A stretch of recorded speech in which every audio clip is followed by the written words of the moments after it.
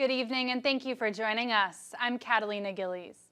The district's medical officer of health was surprised that fully vaccinated Canadians are not yet allowed to cross the border after the latest announcement from the United States.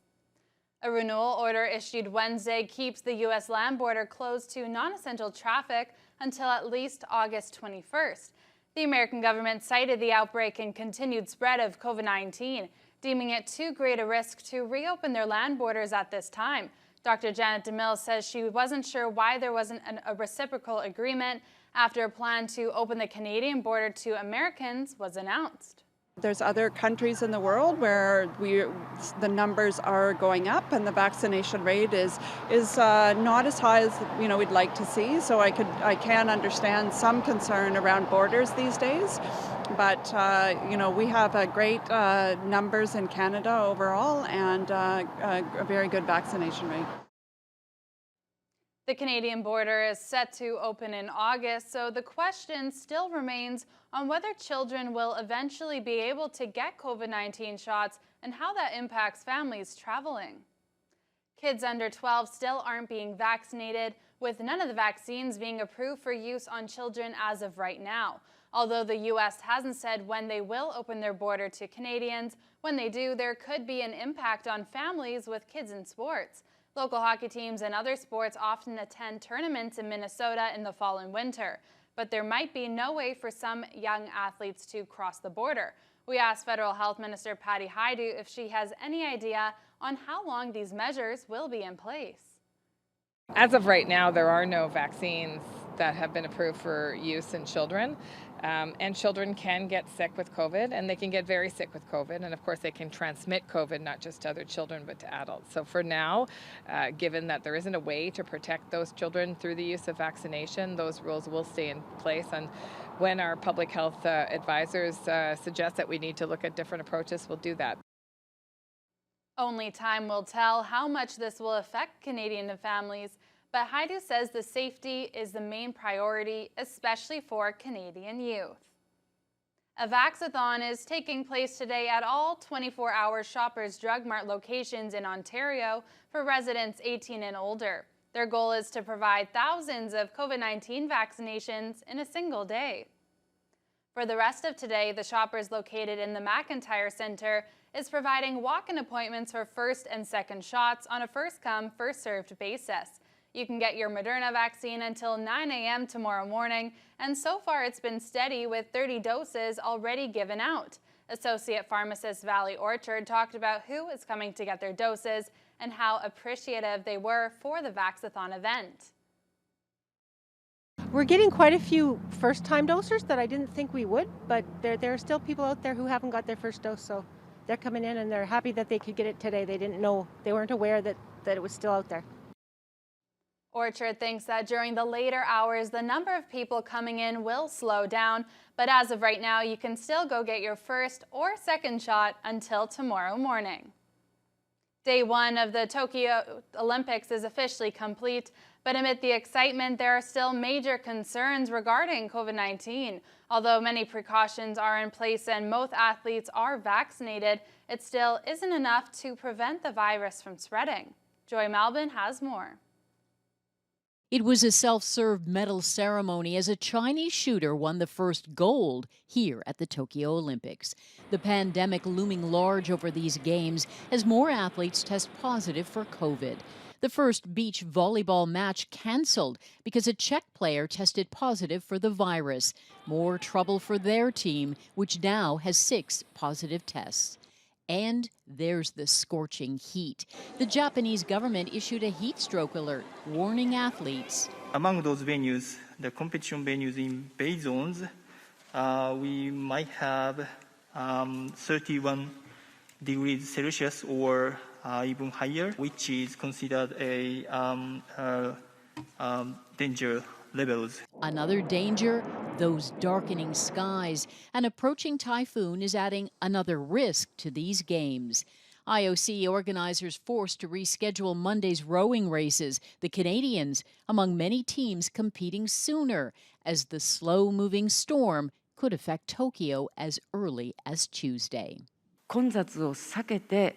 Tokyo's 2020 president says if during the Games there is an earthquake, tsunami, heavy rain, or typhoon, we need to consider these. These Games that have already seen their share of challenges and controversy, now bracing for even more. Joy Malvin, CTV News, Tokyo. A Thunder Bay City Councilor wants better signage along the Centennial Park and Trowbridge Falls Trail Network. Aldo Roberto says he's received a number of complaints that the trails aren't well marked. He says it's easy to get lost, especially for first-time visitors. It is confusing and it isn't clear. When you're out on those trails, you don't know, sometimes you don't know which direction to go, and it's not outlined. You don't know how to head back to the parking lot where you came from. I go to the cities, I see clearly you have 3 kilometers to go. This is the direction back to your chalet or to the parking lot. Clearly outlined the kilometers, direction, etc. I know that Council approved Roberto's call for a report back on the matter. It'll be brought back to Council in the fall. Thick smoke continues to drift across the Northwest as over 100 wildfires rage around the region, and the situation is causing health concerns for many. Public health inspector with the Thunder Bay District Health Unit, Abby Mackey, says there are certain people who are most impacted by the smoky air. People that would be most susceptible would be children, the elderly, those with underlying medical conditions. That would really include people with heart disease, people with lung disease, that kind of thing. Smoke has been drifting into the Thunder Bay area on and off over the last couple of weeks, depending on which way the winds are blowing. Environment Canada has issued several air quality alerts due to the smoke, and with no end in sight to the forest fire situation, more alerts could be on the way.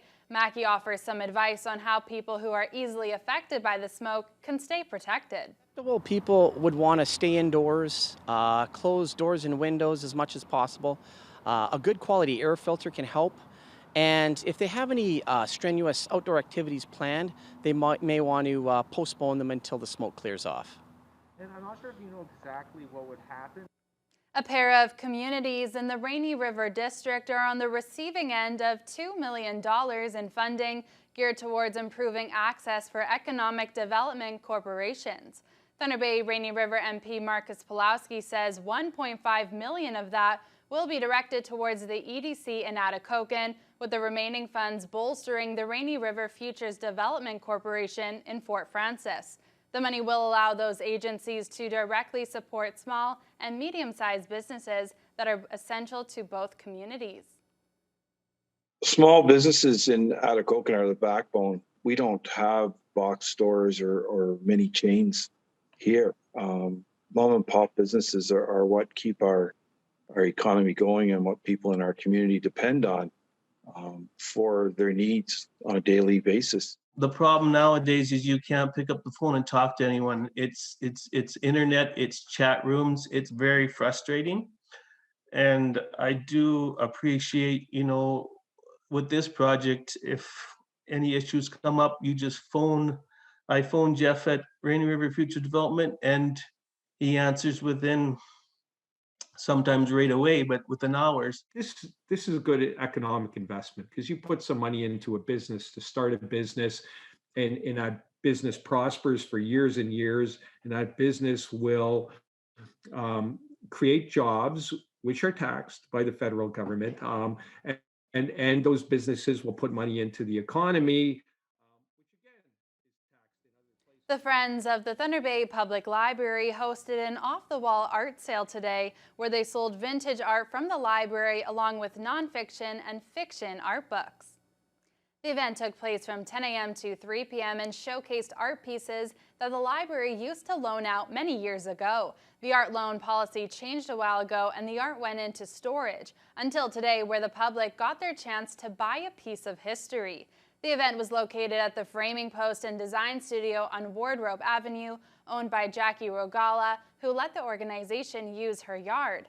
Event host Diana Piavizana talked about being able to sell art for the first time. This is the first opportunity that the group, the Friends of the Library, have had to sell art. And it's art out of the storage of the library itself. Some of it was art that they loaned out, and some of it was on their walls. And with all the different redecorating, they had this collection that they offered to the Friends of the Library to sell.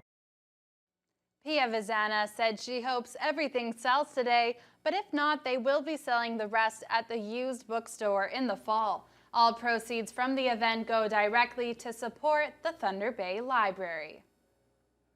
Join now with Avery McRae. Avery, obviously the big event right now, the Olympics, but it's kind of hard to keep up with all the events with the time change. I know, it's like when you're sleeping, the games are happening, then when you wake up in the morning, the games are wrapping up. Very tough to track, but that's why we're here, Catalina, because we have all those highlights.